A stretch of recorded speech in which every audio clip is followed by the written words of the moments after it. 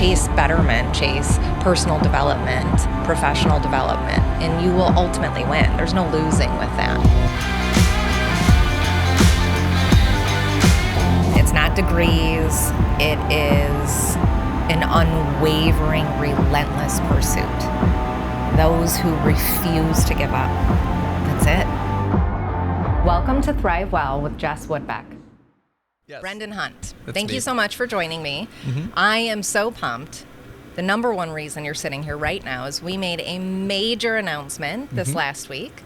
You've gone from agent, well, let's back it up. You've gone from full-time teacher to agent to lead agent at Thrive Realty Co. And in 2022, you're starting out the new year as director of sales of Thrive Realty. Yeah, It's pretty exciting. it is. It's really exciting. I'm pumped about it. So what I think is most important, let's talk to people about that journey, how you earned your way, because, you know, we're big fans of that. We're not just handing out cookies. Yeah. You have put in the time, the work, and the effort, and it's gotten you every step of the way to those titles. Yeah. My journey definitely, if I'm true with all of this, with myself, Please. this wasn't the expectation, right, to start. I got into this as a side gig a while back we were still living in Houston. And it was never intended to be full-time, right? It was intended to be that side gig type thing, because teachers should get paid more money. That's my little influx. They with should. that. I'm But going to anyways, double down on that. Besides that point. But anyways, yeah, so it was something fun and I enjoyed doing it. And then as I made the transition back up here to Michigan, it became evident that I wanted to be a part of something bigger. And you and Justin had set the framework for that.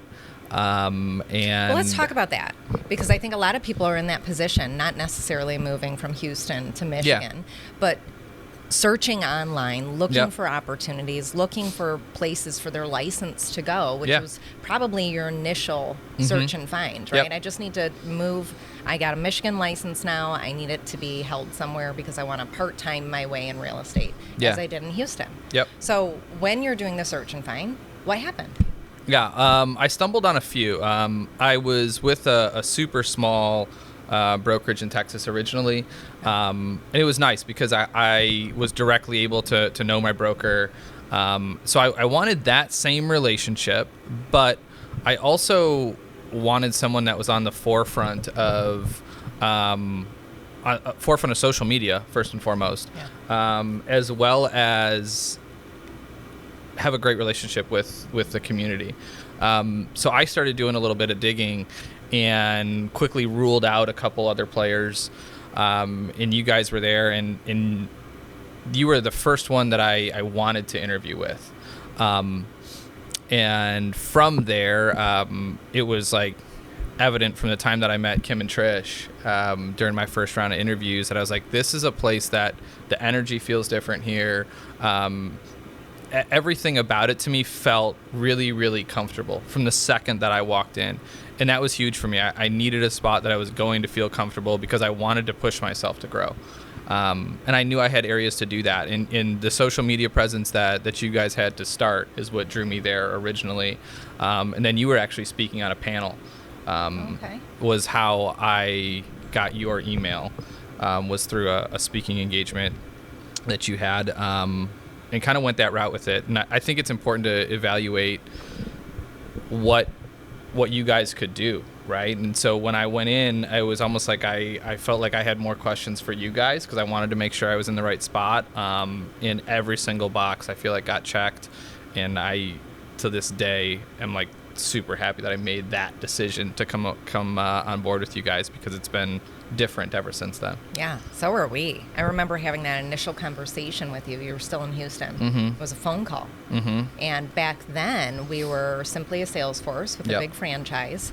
And I remember getting off the phone with you, and your idea was, well, I'm going to be part-time, not sure how long that's going to take. Eventually, I'll go full-time. I'm looking for a space to grow.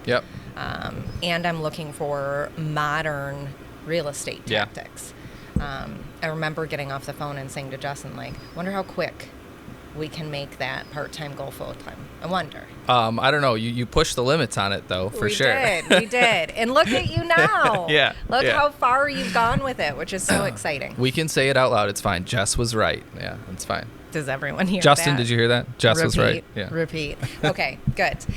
Okay, so let's talk. You're now a full-time agent. Yeah. You made the leap, and I think this is a really important topic because there are so many people just like yourself out there who are looking to go from where they're at. Maybe it's teaching, maybe it's nursing, maybe it's a server position, bartender position, and they are saying, I'm not fulfilled. The world has changed. I want to change too. Yeah. So how did you end up making the decision of going from full-time teacher to part-time agent, going, nope, I'm going to take the leap of faith. I'm going to do this. I'm going full-time. I'm leaving my 9 to 5. Yeah. That was in the middle of a pandemic with a baby. Right. Yeah, there was a lot of thought that went into that. I think I was somebody who needed to prove to myself that I could do it. And at the same point in time, I also recognized that I was using the teaching job as a crutch. I was using that as the justification to not go full time. And when you say a crutch, do you mean Yeah. convenience, security? Yeah, security, That was for the sure. crutch, It was the right? crutch, Well, yeah. which we're taught, right? Our traditional programming tells us, right? Security equals job. Job Exactly. equals security. Yeah, and that was what I kind of went through, right? Was that sort of mental journey of can I rip this salary away and trust myself enough that I can build a business out of it? I hope everyone just heard that because that's most important. Yeah. Do I trust myself enough? Yep. Yeah. And not only trust yourself enough, but trust everyone around you to push you in that direction too. I think that's something that can't be understated. And honestly, it's one of the biggest reasons that I made the jump was not just myself, but the support system that exists within this organization. I had been craving that for since I left sports, I think, right? When you're in a sports team, everybody's got that common goal. We're all working towards the same thing. And you don't find that in business all the time, right? And we have it here. And that was a huge piece to it where I was able to say, I know that I have people that are going to hold me to a high standard here. And I want that. And I know that I have people here that will not only push me from the business standpoint, but push me to grow personally too. Which I think is to have that in the current situation where we know things like mental health and all of that are at an all-time high for struggles.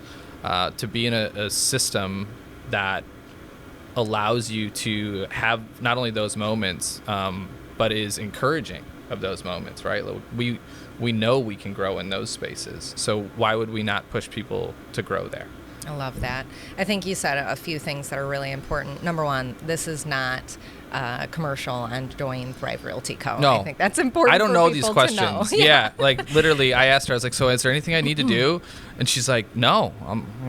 If you know me, I'm a planner. You are a preparation kind of guy. So I don't like this atmosphere currently. Yeah. Just honest and raw. So, I think what's most important about what you said is that it is a space to grow. It is community-based. These are things that were important to you. It is, when you talk growth, obviously it's uncomfortable. Yeah. There is accountability around that because without that, you can't grow. So we're not for everyone at Thrive Realty Co., but certainly for people just like you that are interested in something that's bigger than themselves that will help create you becoming the best version of yourself. Yeah. And I think that's been the coolest part about riding alongside your pathway that you've taken is watching you take that on every step of discomfort for you and watching you go, okay, I'm going to take this in. I'm going to do this. I'm going to do this. And watching you persevere. I mean, it's been awesome to see. So let's give people some stats of what this means.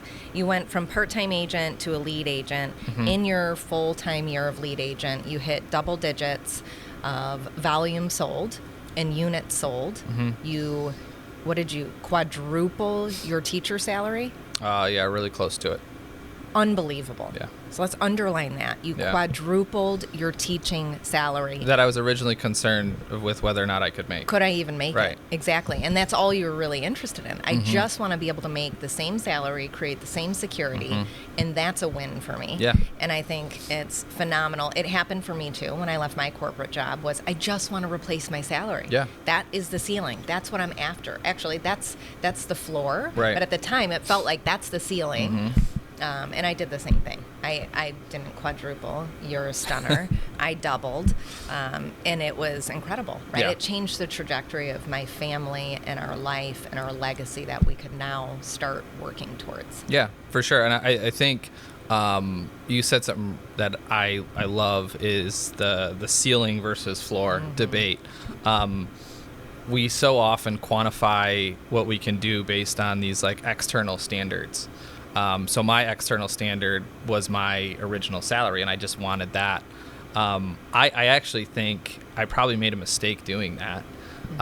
It was probably limiting. Yeah, I 4X'd, but could I have 6X'd, right, if I had set that floor a little higher? But I think that's the mental space that a lot of people live in is what does it... Can I truly believe that and say it out loud? And I didn't. I 100% didn't to start. But now I can wholeheartedly say, like, I've set a new standard. I have a new floor for what I view as successful and where I want to be, and holding myself to that standard has been like a fun journey to be just a part of, like, myself, I guess we'll say. Because I feel stretched, like you've talked about plenty of times. I have felt stretched in the last year more than any other time that I think I've been alive here, and because of that, I think all of that contributes to that new standard. It contributes to what we're considering a success from here on out, because you've been through that other stuff already. Well, and what you're truly looking to achieve, right? It shifts that completely from I want to be a good agent doing great business that creates a decent income to, wait a second, what's this world like? Who can I be in this industry? Who can I be in my family now? Right? What does that represent? So, okay, let's talk about the aftermath of you going for it, being stretched, feeling uncomfortable, growing. What has that afforded you in your first year and a half of going after it? Because you did some pretty remarkable things. But I think more than anything, it's afforded me a different outlook, like what you just said, of what's possible. I know I relate this back to teaching a lot, but it's true. It's where I lived for so long, and I've had to live for so long, and I still do.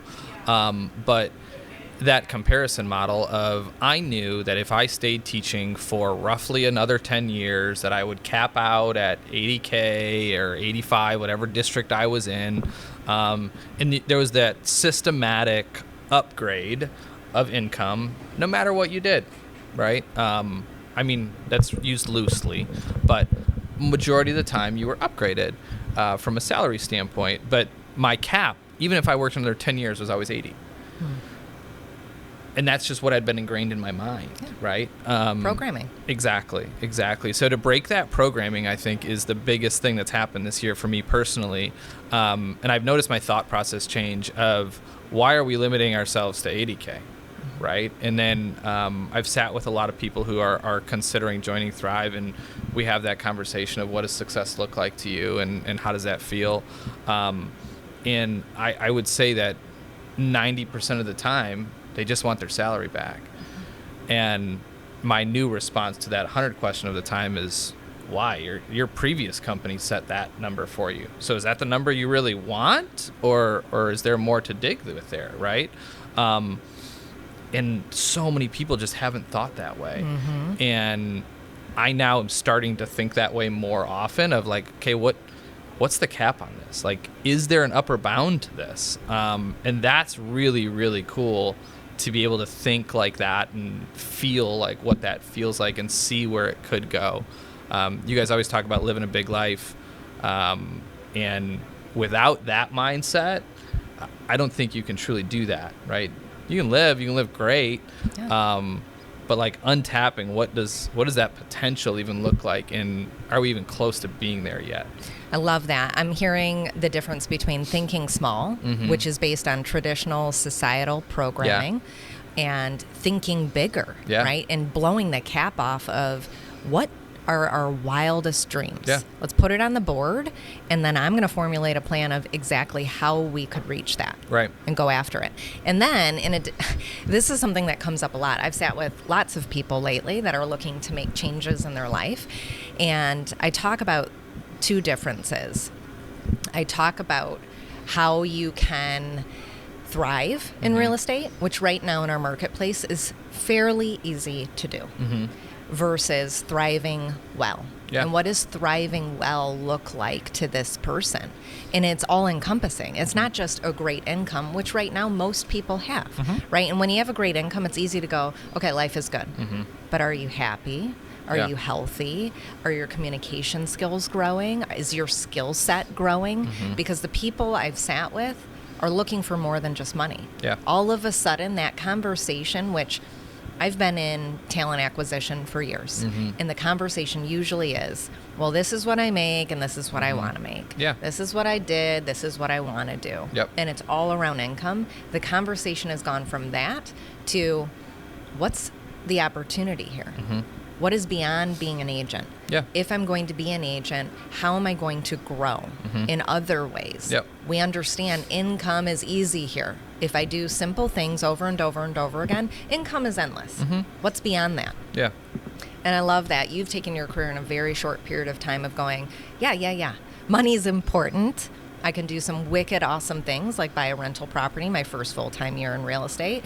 Let my wife now, not from a chauvinistic standpoint, but from a financially secure standpoint, go part-time if she wants to in her job, not work at all if she wants to. Yeah. She's got options because we have options now as a family. Two, what's beyond that? Yeah. Now that I can say, okay, cool, I can make whatever I want. Now what? How do I stretch my mind mentally, or how do I stretch my career mentally? How do I stretch my home life to be the best it can be? And that's that personal development piece. Right. How do I become the best version of myself? That's the stuff, I think, without a doubt, the last 18 months of what we've all gone through, regardless of industries you're in, people are thinking about more. Yeah. They're contemplating more. Yep. It's beyond money at this point. What's life going to be like, and how can I make it the best it can be? Yeah. I actually think, and maybe I'm wrong for this, but I think that work from home had a lot to do with that, right? I mean, you break that barrier of having to come into an office, and all of a sudden you're able to completely remove where you need to live. Yeah. Right? I mean, you open up in that thought process alone, say, hey, I'm in Royal Oak. Okay, am I truly happy in Royal Oak, or do I just live here because my job's here? And I think that, to me, starts that thought process with a lot of people of, am I truly even happy with my job, or do I just work here because I do it, right? And it provides me with a comfy living. Or do I want to do better? People were more efficient, during this time period because they were scared. So the idea of working from home and not getting your work done was out the window, right? We are forced to work from home. My job is everything's got to keep going for debate now. Yeah. I've got to really buckle down, and the efficiency rate went through the roof. Yeah. And so people had more time to contemplate. All of a sudden their work was done, and they're like, well, should I get a part-time job? Right. Should I start door dashing? What should I do? Yeah. And now people are in the realm of, oh, well, crap, I don't have to do that 9 to 5. Yep. All the boundaries have been broken, and now we get to rebuild. What's it look like? Yep. I love that. I love that thought process. Okay, so if there's one thing you could tell a corporate career person looking for more, searching for more, a 9 to 5 who's dissatisfied and said, I know I have more potential, or an average agent that's doing great, income's there, but is feeling empty. Yeah. What is it that you can give them from the borrowed belief of, I did it, I was there, I know what you're going through? What should they be focused on? See, these are the questions that I asked for ahead of time that I didn't get. We don't want that. Yeah, I know. But I like to think about these things. So the first thing, though, that comes to my mind is that it's never going to go away.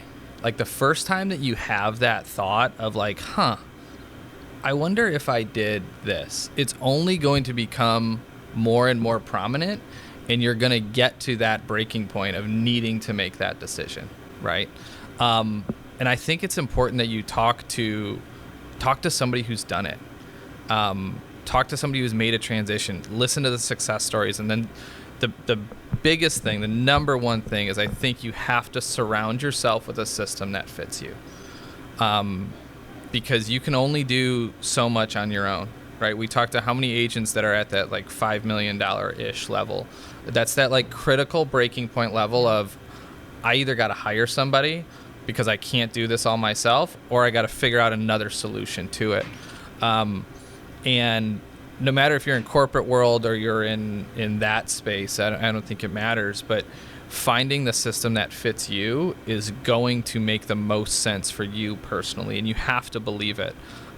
So when we have it's not, the cool part about Thrive is it's not just my success story, right? There's so many people that we can look to around here that are closing some really, really big numbers from a business standpoint. But I bet if you ask them the question, what have they done? Are they more proud of their personal development or professional development? I bet a majority of them would say personal for sure. Yeah. And that to me is super rewarding to be in that space. And that's what I craved, right? Yeah. Like I want to get better in every single aspect. So I think it's important that people consider that from corporate America. Is your company pushing you to be a good person or a good worker? And I'm super happy to say that I'm pushed to be both. I love that.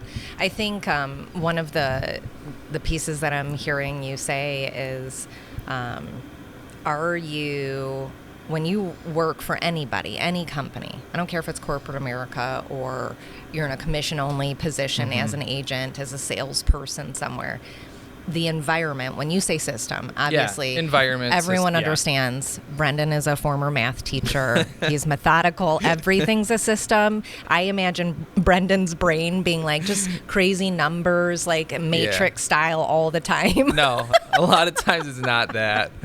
Okay, so when you say system, you're saying... There's an empty cloud sitting up here a lot of times. Maybe that's true, and I'm just giving you too much credit. But when you say system, you're saying environment. Environment can be methodical, systematized. That's your word, systemized. Systematized. Okay, systematized. Processized is my actual word. But. It can be that, or it can be people. Which, in my experience, environment is people. Yeah. And if you are surrounded with the wrong people, that's what's going to show up in your life. Could you make good money around the wrong people? Of course. You can make good money almost anywhere. Yeah. Right? Exactly.